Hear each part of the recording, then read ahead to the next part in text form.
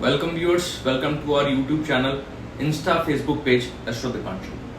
बृहस्पति ग्रह, जिसे वैदिक ज्योतिष में गुरु या देव गुरु के नाम से भी जाना जाता है, सौरमंडल का पांचवा और सबसे बड़ा ग्रह है, जो ज्ञान, धर्म, न्याय और समृद्धि का प्रतीक माना जाता है। ज्योतिष में बृहस्पति को देवताओं का गुरु कहा गया है, क्योंकि यह जीवन में सत्य, शिक्षा, अध्यात्म, उचित मार्गदर्शन और आध्यात्मिक प्रगति का कारक होता है। कुंडली में इसका मजबूत स्थान व्यक्ति को उचित फैसले लेने की क्षमता देता है। उच्च शिक्षा, सम्मान, आर्थिक स्थिरता, सुख, समृद्धि और संस्कारों से संपन्न जीवन देता है, जबकि इसका कमजोर होना आर्थिक संघर्ष, रिस्पेक्ट की कमी और जीवन में गलत मार्गदर्शन का कारण बन जाता है। बृहस्पति 1 साल तक एक ही राशि में रहते हैं, इसलिए इसका गोचर व्यक्ति के करियर, धन, संबंध, हेल्थ और धर्म पर गहरा प्रभाव डालता है। इस ग्रह के प्रभाव को शुभ बनाने के लिए पीले वस्त्र धारण करने चाहिए, गुरुवार को व्रत रखना चाहिए, पीले चने दान करने चाहिए। गुरु और वृद्धों का आशीर्वाद अत्यंत लाभदायक माना गया है। बृहस्पति ग्रह एक ऐसा दिव्य शक्ति का स्रोत है, जो व्यक्ति के जीवन में अंधकार को दूर करके ज्ञान, समृद्धि और शांति का प्रकाश फैलाता है। अब इन्हीं बृहस्पति का गोचर इनके स्व नक्षत्र पुनर्वसु में हो रहा है। पुनर्वसु नक्षत्र एक बहुत ही शुभ और पवित्र नक्षत्र माना जाता है, जिसका अधिपति बृहस्पति है, जो ज्ञान, धर्म और पॉजिटिविटी का प्रतीक होता है। इसका मीनिंग है पुनर् यानी दोबारा, और वसु यानी संपत्ति, सुख, मतलब लाइफ में दूसरा मौका मिलना, पुनर्जन्म या एक नई शुरुआत का योग।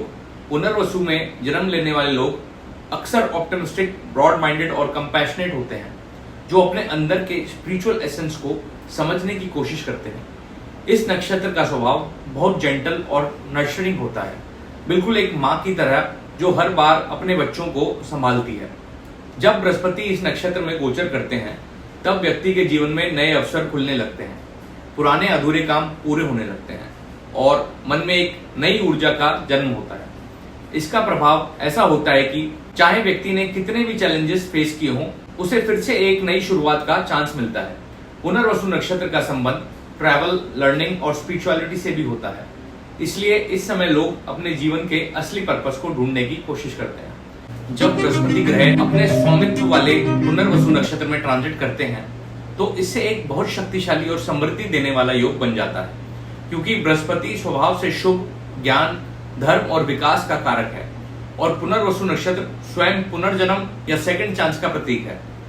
इस समय जीवन के कई क्षेत्रों में रुका हुआ काम दोबारा शुरू होने लगता है, पुराने प्रयासों का फल मिलने लगता है और नए अवसर सामने आते हैं। इस नक्षत्र का अधिपति बृहस्पति होने की वजह से इसका प्रभाव दुगना हो जाता है। ये समय व्यक्ति के अंदर आत्मविश्वास, धार्मिकता और सीखने की इच्छा को बढ़ाता है। विद्यार्थियों के लिए यह उच्च शिक्षा में सफलता, रिसर्च में अच्छे रिजल्ट्स और कॉम्पिटिटिव एग्जाम्स में जीत ला सकता है। व्यवसायिक रूप से लोगों को नए कॉन्ट्रैक्ट्स, प्रमोशंस और लॉन्ग टर्म प्रोजेक्ट्स मिलने के योग बनते हैं। आर्थिक रूप से भी यह समय धन वृद्धि, इन्वेस्टमेंट्स पर अच्छा रिटर्न और परिवार में सुख समृद्धि लाने वाला होता है। लेकिन पुनर्वसु एक शांत और संतुलित प्रकृति का नक्षत्र है। इस दौरान जल्दबाजी या ओवर कॉन्फिडेंस से बचना चाहिए, वरना कुछ उपलब्धियां अधूरी रह सकती हैं।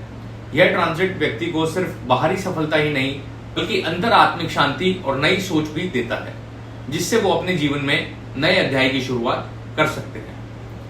बृहस्पति 13 अगस्त 2025 को सुबह लगभग 5:44 के आसपास मिथुन राशि में पुनर्वसु नक्षत्र में गोचर करेंगे, और यह गोचर लगभग 10 महीने यानी 18 जून 2026 तक रहेगा।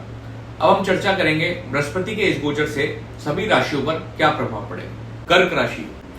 कर्क राशि वालों के लिए पर्सनालिटी में चार्म और हेल्थ में सुधार होगा, नए करियर अपॉर्चुनिटीज मिलेंगे, मैरिड लाइफ में लव बढ़ेगा। अपने गोल्स पर फोकस रहें। एज अ रेमेडी ज्योतिषी सलाह से आप पुखराज रत्न धारण कर सकते हैं।